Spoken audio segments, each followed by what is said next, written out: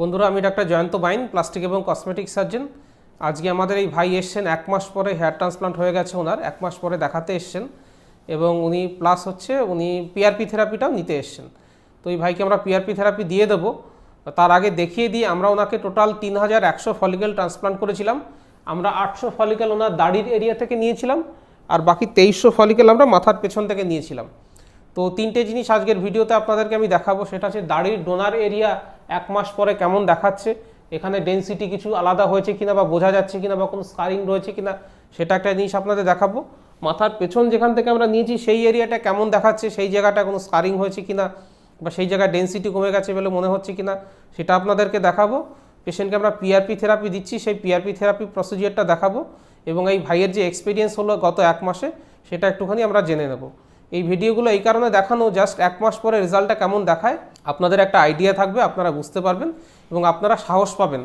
এবং অনেক সময়তেই মনে হয় যে 1 মাস পরে কেমন রেজাল্ট হলো, 2 মাস পরে কেমন রেজাল্ট হলো, 3 মাস 4 মাস 6 মাস কেমন পরে পরে রেজাল্ট হলো, সেগুলো দেখলে পরে পেশেন্টরা তাদের প্রোগ্রেশনগুলো বুঝতে পারবেন। তো আমরা এই ভাইয়ের 1 মাস পরে রেজাল্ট আজকে দেখাচ্ছি। আমরা ডেফিনেটলি আরও 1 মাস পরে যখন উনি আসবেন আর একবার পিআরপি থেরাপি নিতে, তখনকার রেজাল্টও আপনাদেরকে নিশ্চয়ই দেখাবো। তো বন্ধুরা, আমরা এই ভাই 1 মাস হয়েছে হেয়ার ট্রান্সপ্লান্ট, তো 1 মাস পরে উনি এসছেন পিআরপি থেরাপি নিতে। তো আমরা এই বিয়ার্ড এরিয়া থেকে ওনাকে 800 ফলিকেল নিয়েছিলাম এবং আপনাদেরকে আমি দেখাচ্ছি। দেখুন, বিয়ার্ড এরিয়াতে বোঝাও যাচ্ছে না যে এখান থেকে কোনো ফলিকেল দেওয়া হচ্ছে, কোনো স্কার মার্ক নেই, কোনো দাগ নেই এবং ডেন্সিটিও আগের মতোই প্রায় লাগছে। এবং যেহেতু এটা ওয়াটার শেড জোন, এখানে ডেন্সিটি কিছুটা কম হলেও কিন্তু ফেসের থেকে কখনো কম মনে হবে না। তাহলে বিয়ার্ড ডোনার এরিয়া যাদের প্রশ্ন থাকে তাদের জন্য এই ভিডিওটা, যে বিয়ার্ড ডোনার এরিয়া দেখুন একবার নেওয়ার পরে কত সুন্দর দেখাচ্ছে। ইভেন এখান থেকে আরও 2বার অবধি আমরা ফলিকেল নিতে পারবো।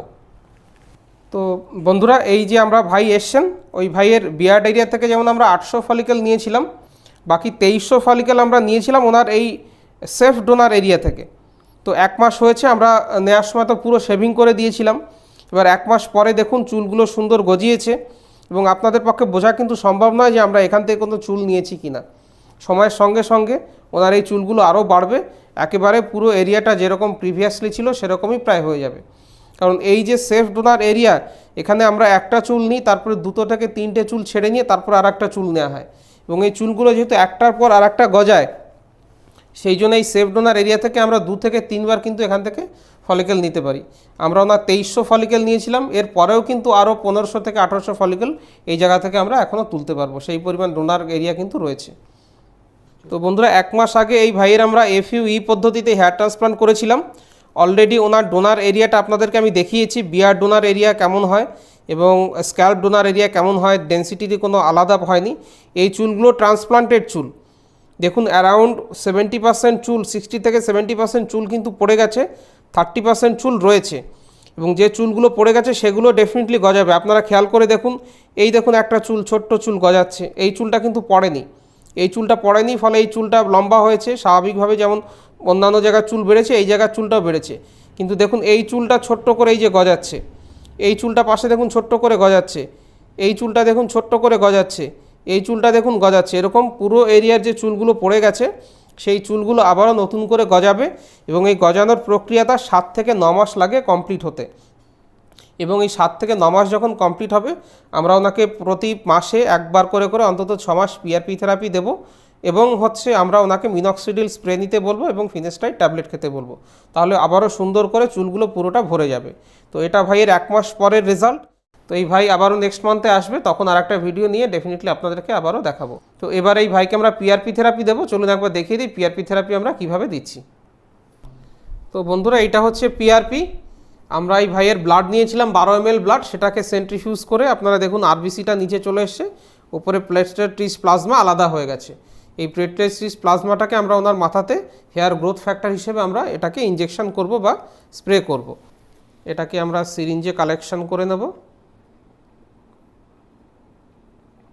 তবে এত বড় সিরিঞ্জ দিয়ে কিন্তু ইনজেকশন দেবো না, এটা জাস্ট কালেকশন করার জন্যে কালেকশন করে নিচ্ছি আমি পিআরপিটাকে। এবং আমরা কিন্তু ইনজেকশন দেওয়ার জন্যে এই ইনসুলিন সিরিঞ্জ ইউজ করব। দেখুন কত সরু, এটা নর্মাল সিরিঞ্জ, এটা ইনসুলিন সিরিঞ্জ। এই ইনসুলিন সিরিঞ্জ দিয়ে যারা ডায়াবেটিক পেশেন্ট তারা নিজেরা ইনজেকশন নিয়ে থাকেন, আর অলরেডি আমরা লোকাল অ্যানাস্থেসিয়া দিয়ে দিয়েছি, ফলে ওনার কোনো ব্যথা হবে না, ব্যথা হওয়ার কোনো ভয় নেই। আমি ইনসুলিন সিরিঞ্জের মধ্যে পিআরপিটাকে ড্র করছি। এটা ড্র করা হয়ে গেল, কোনো অসুবিধা নেই তো ভাই? না না, ঠিক আছে।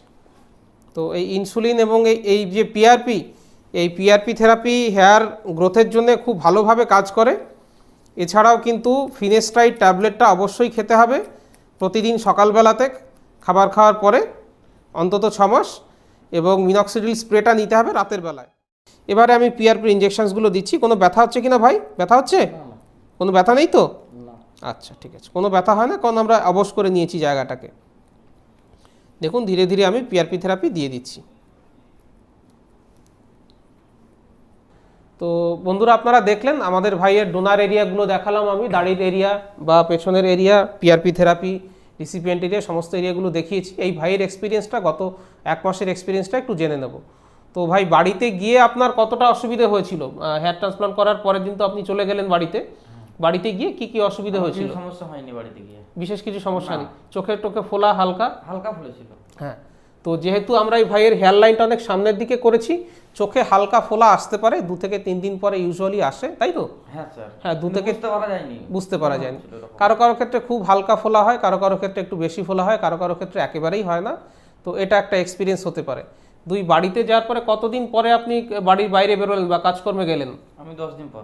10 দিন পরে বাড়ির বাইরে বেরিয়েছেন, বাহ। তো উনি 10 দিন পরে থেকে গেছেন, তবে অতদিন রেস্ট নেওয়ার দরকার পড়ে না, বা বাড়ির বাইরে আপনি 3 থেকে 4 দিন পরেই যেতে পারেন, বা অফিসিয়াল কাজ যারা করেন অফিসে, স্কুলে, কলেজে, তারা 3 থেকে 4 দিন পরে কিন্তু যেতে পারেন। আচ্ছা, আমরা তো আপনাকে ইনস্ট্রাকশন দিয়েছিলাম একদিন পরে থেকে স্নান করতে, তো স্নান করেছেন নিশ্চয়ই? হ্যাঁ। কোনো অসুবিধা হয়নি? আচ্ছা, আমরা যে হেয়ার ট্রান্সপ্লান্ট করলাম, আপনাকে 3100 ফলিকেল দিয়েছিলাম, ফলিকেলগুলো তো খুব সুন্দর বেড়েছিল। হ্যাঁ। কতদিন অবধি? এখন তো যথেষ্ট খালি মনে হচ্ছে। হ্যাঁ। তো আপনার কতদিন অবধি চুলগুলো গজিয়েছিল এবং কবে থেকে চুলগুলো আবার পড়ে গেল? 17 দিন পর থেকে পড়তে আরম্ভ করেছিল। আচ্ছা, 17 দিন অবধি খুব সুন্দর গজিয়েছে। হ্যাঁ। বাহ। তো এখন আর পড়ছে না, বন্ধ হয়ে গেছে। বন্ধ হয়ে গেছে। তো এই ভাই ভীষণ পার্টিকুলার, উনি অ্যাকচুয়ালি, আমরা একটুখানি বলেই দিই, উনি একজন শিক্ষক। তো দেখুন কত সুন্দর উনি বলে দিলেন যে ঠিক 17 দিন পর থেকে চুল পড়া শুরু হয়েছিল। ব্যাপারটা ঠিক 2 থেকে 3 সপ্তাহ পরে অবধি, ব্যাপারটা খুবই স্বাভাবিক, বা আমরা এটা প্রত্যেকটা পেশেন্টকে এক্সপ্লেন করে বলে দিই, 2 থেকে 3 সপ্তাহ অবধি কিন্তু আপনার ট্রান্সপ্লান্টেড চুল খুব সুন্দর গজাবে। তারপরে অ্যারাউন্ড 30 থেকে 70%, কারো 30%, কারো 40%, কারো 50%, কারো 70% চুল কিন্তু ট্রান্সপ্লান্টেড চুলগুলো পড়ে যাবে। তারপরে এই চুলগুলো আবারও গজানো শুরু করবে, এবং টোটাল গজানোর প্রক্রিয়াটা শেষ হতে 7 থেকে 9 মাস মতো সময় লাগে। এবং এই 9 মাসের মধ্যে, 9 মাসের পরে যে রেজাল্টটা পাচ্ছেন সেটা ফাইনাল রেজাল্ট হবে। যেমন আমরা এই ভাইকে দেখতে পাচ্ছি, আমার ধারণা অ্যারাউন্ড ওনার 60% মতো ট্রান্সপ্লান্টেড চুল কিন্তু পড়ে গেছে, বাকি 40% রয়েছে। আপনার কি মনে হচ্ছে?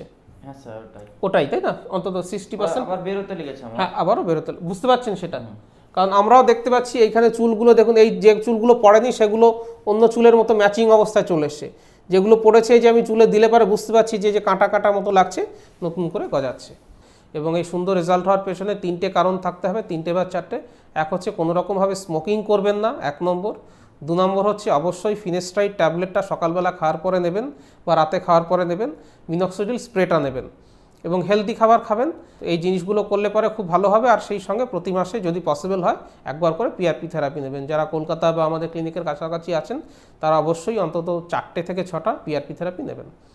তো বন্ধুরা, এই ভিডিওটাতে আমরা আপনাদেরকে দেখালাম 1 মাস পরে হেয়ার ট্রান্সপ্লান্ট করলে পরে কেমন রেজাল্ট হয়, সেই সঙ্গে ডোনার এরিয়া দুদিকটাতেই দেখিয়েছি, দাড়ির ডোনার এরিয়া এবং মাথার পেছনে ডোনার এরিয়া, সেখানে যে ডেনসিটি কিছু কমেনি।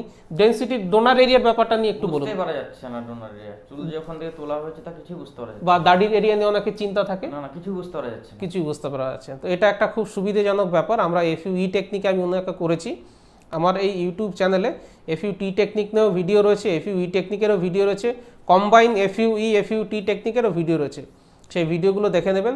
হেয়ার ট্রান্সপ্লান্ট নিয়ে এই চ্যানেলে আরও অনেক ভিডিও রয়েছে, পেশেন্টের এক্সপিরিয়েন্স, 1 মাস পরে কেমন রেজাল্ট, 3 মাস পরে কেমন রেজাল্ট, 1 বছর পরে কেমন রেজাল্ট হলো, সেই সমস্ত ভিডিও কিন্তু দেওয়া রয়েছে। ভিডিওগুলো দেখলে পরে অনেক প্রশ্নের উত্তর পেয়ে যাবেন। আর যদি আপনারা হেয়ার ট্রান্সপ্লান্ট নিয়ে উৎসাহী হন, তাহলে ডেফিনেটলি আমার নিচে হোয়াটসঅ্যাপ নম্বর দেওয়া রয়েছে, হোয়াটসঅ্যাপ নম্বরে আপনারা আপনাদের মাথার ছবি পাঠিয়ে দিলে পরে আপনাদের কোন গ্রেড, কতগুলো গ্রাফট লাগবে, কীভাবে আমরা প্ল্যান করবে, সমস্ত ডিটেলস বলে দেবো। ভিডিওটা ভালো লাগলে লাইক করবেন, শেয়ার করবেন। ভিডিওটা দেখার জন্য ধন্যবাদ, নমস্কার।